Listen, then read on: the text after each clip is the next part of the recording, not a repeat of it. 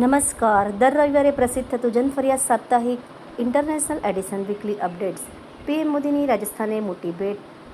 1300 મેગાવોટથી વધુની 2 સોલર યોજના કરી દેશને સમર્પિત. મોટા દેશો ઓઇલ સંકટમાં ફસાયા પણ ભારત નહીં, પીએમ મોદી. દેશભરમાં લાખો પીએફ ખાતા નિષ્ક્રિય થયા. યુક્રેનનો શાંતિ પ્રસ્તાવ ઠુકરાવી હુમલા તેજ કરવાની ચેતવણી. અમેરિકાના મિશિગનમાં અંધાધૂંધ ગોળીબાર કરી હુમલાખોર ફરાર. કેદારનાથમાં ખચ્ચર ચાલકોના શ્રદ્ધાળુઓ સાથે ગેરવર્તન બાદ વહીવટીતંત્ર એક્શનમાં.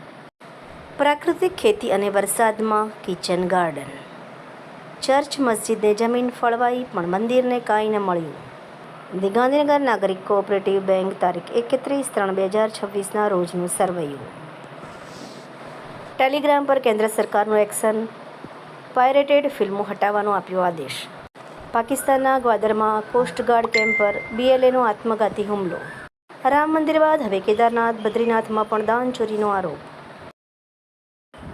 નબળા ચોમાસાને કારણે ખાંડના ભાવમાં વધારો. વડાપ્રધાને સાણંદમાં દેશના 3જા સેમિકન્ડક્ટર પ્લાન્ટનું કર્યું ઉદ્ઘાટન. રાજકોટના ઉપલેટામાં બફાટ્યું, ગામો બેટમાં ફરવાયા.